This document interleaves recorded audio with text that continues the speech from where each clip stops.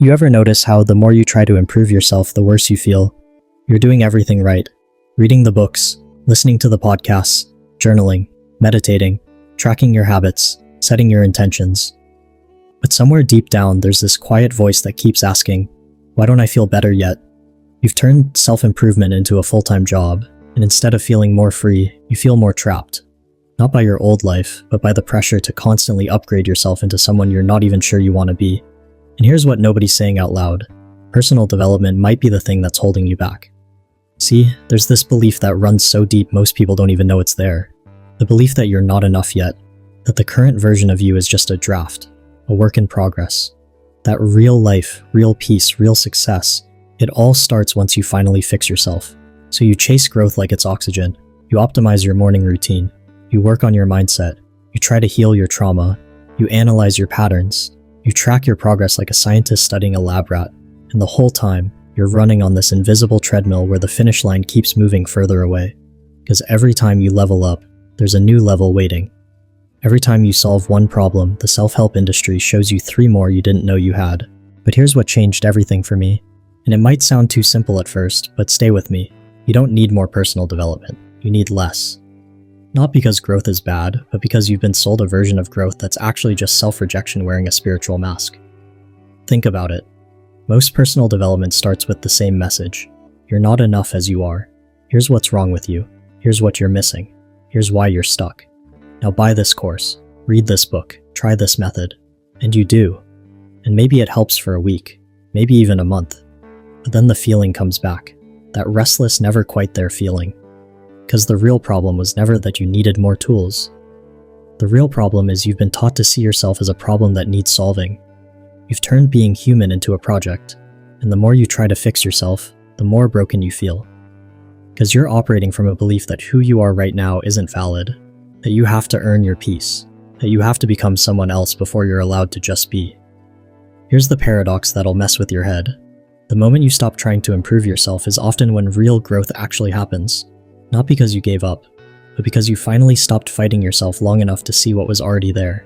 I spent years in the personal development world. I read hundreds of books, took the courses, followed the gurus, implemented the systems, and you know what I learned? The people who seem most developed aren't the ones constantly working on themselves. They're the ones who made peace with who they are. They're the ones who stopped performing growth and started actually living. Because here's the secret nobody tells you. You can't think your way into being a better person. You can't optimize your way into worthiness. You can't self-improve your way into self-love. Real change doesn't come from adding more techniques. It comes from subtracting the belief that you're not enough without them. It comes from realizing that the version of you that exists right now, the messy, confused, imperfect version, she's not the before photo. She's not the rough draft. She's the real thing. But here's why this is so hard to accept. Personal development is addictive. Not in an obvious way, but in the way that any system that makes you feel like you're doing something is addictive. You feel stuck? There's a course for that.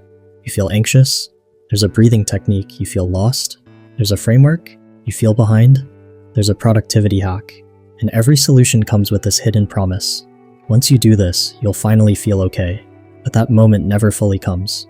Because the system isn't designed for you to arrive. It's designed to keep you seeking. You become addicted to the next level, the next breakthrough, the next version of yourself, and you start measuring your worth by how much work you're doing on yourself. Are you journaling enough? Meditating consistently? Healing your inner child? Setting boundaries? Manifesting? Shadow working? And if you're not, you feel guilty, like you're failing at the one job that matters most, becoming someone better. But what if there's nothing to become? What if you're already whole and you've just been convinced you're not, so someone could sell you the missing piece? So what do you do instead? You stop treating yourself like a project and start treating yourself like a person. You stop asking, how do I fix this? And start asking, what if this isn't broken? You stop collecting tools and start noticing what actually makes you feel alive. Because real growth, the kind that sticks, doesn't come from following someone else's blueprint. It comes from paying attention to your own life, not analyzing it, not optimizing it, just noticing it. What actually feels good, not what's supposed to feel good, not what some expert said would change your life, but what actually lights something up inside you, what drains you. Not in the, I need to push through this way, but in the deep, soul-level way that tells you this isn't your path no matter how good it looks on paper. When do you feel most like yourself? Not the self you're trying to build, the self that already exists when you're not performing or producing or proving. These aren't personal development questions, these are just being alive questions. And the answers won't come from a book. They'll come from actually living your life instead of constantly commentating on it. Here's what shifted for me, and maybe it'll shift something for you too. I stopped trying to become someone and started trying to be someone. I stopped treating every emotion like data I needed to process. Sometimes I'm just sad, and that's not a limiting belief I need to reframe. It's just weather passing through. I stopped seeing my patterns as evidence that I'm broken. Maybe I'm not broken, maybe I'm just human. Maybe the patterns are just how I learned to survive, and I can appreciate them without making them my identity. I stopped outsourcing my intuition to experts. I stopped asking, what should I do? And started asking, what do I actually want to do? Even if it doesn't make sense. Even if it's not optimal. Even if no one on the internet would recommend it. And I stopped waiting to feel ready before I gave myself permission to just exist. Because that's the real trap of personal development. It makes you believe you're not ready yet, that you need one more tool, one more insight, one more transformation before you're allowed to show up fully in your life. But you are ready. You've always been ready. You were ready before you read the first self-help book. You were ready before you started tracking your habits. You were ready when you were just a person living your life without turning it into a performance. Look, I'm not saying don't read books. I'm not saying don't learn. I'm not saying growth is bad. I'm saying check your relationship with it. Are you growing because something genuinely resonates and makes your life feel more expansive? Or are you growing because you're running from the belief that who you are right now isn't enough? There's a massive difference. One feels like curiosity, the other feels like desperation. One feels like play, the other feels like homework. One makes you feel more like yourself, the other makes you feel like you're always one step behind who you should be. And here's the thing, you can feel the difference in your body. Personal development that's actually serving you, it feels light, it feels like relief, it feels like coming home to yourself. Personal development that's just dressed up self-rejection, it feels heavy, it feels like pressure. It feels like you're carrying a checklist of all the ways you haven't arrived yet. So here's what I do now instead of constant self-improvement. I live my life. I know that sounds too simple, but it's revolutionary when you've been treating your life like a problem to solve. I do things that make me feel alive without needing them to make me a better person. I go for walks, not to clear my head, but just because it feels good. I talk to people I love not to work on my relationships, but because I like them. I let myself rest without calling it self-care. Sometimes I'm just tired. And I don't need to turn that into a wellness practice. I let myself feel without pathologizing it. Anxiety isn't always a sign I need to heal something. Sometimes it's just my body responding to being alive in an uncertain world. I trust myself more than I trust systems. If something everyone swears by doesn't work for me, I don't force it. I don't assume I'm doing it wrong. I just accept that it's not mine. And most importantly, I stopped waiting for the day I'd finally feel complete before I started living like I matter now. Because you do matter now. Not the future version of you who has it all figured out. You. The one reading this. The one who's tired. The one who's been trying so hard. The one who keeps wondering when it'll finally click. You matter exactly as you are. And maybe this is the permission you've been waiting for. Permission to stop. Not forever, but just long enough to remember what it feels like to exist without a self-improvement checklist running in the background. Permission to be a little lost without treating it like a crisis. Permission to not have your life together and still be worthy of peace.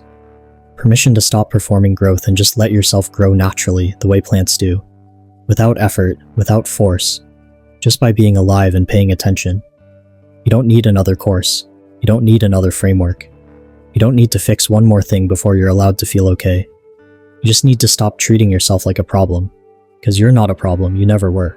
You're just a person trying to make sense of being alive. And that doesn't require a certification, it doesn't require a breakthrough, it doesn't require anything except your willingness to show up as you are and trust that's enough. And here's the wild part. When you stop trying to transform yourself, that's when real transformation happens.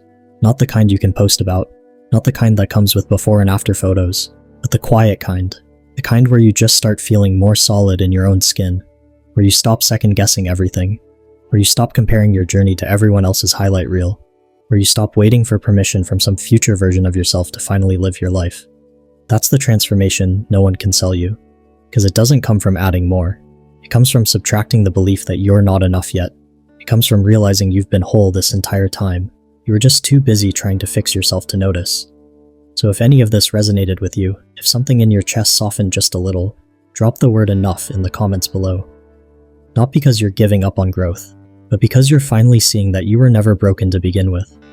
You don't need to wait for the perfect moment. You don't need to earn the right to feel at peace. You can start right now, exactly where you are, by simply deciding that who you are in this moment is worthy of your own acceptance. That's where everything begins. Not with another strategy, but with the choice to stop abandoning yourself in pursuit of some better version that doesn't exist yet. Take a breath. Feel your body. Notice that you're here. That's enough. You're enough. And I'll be right here, every step of the way.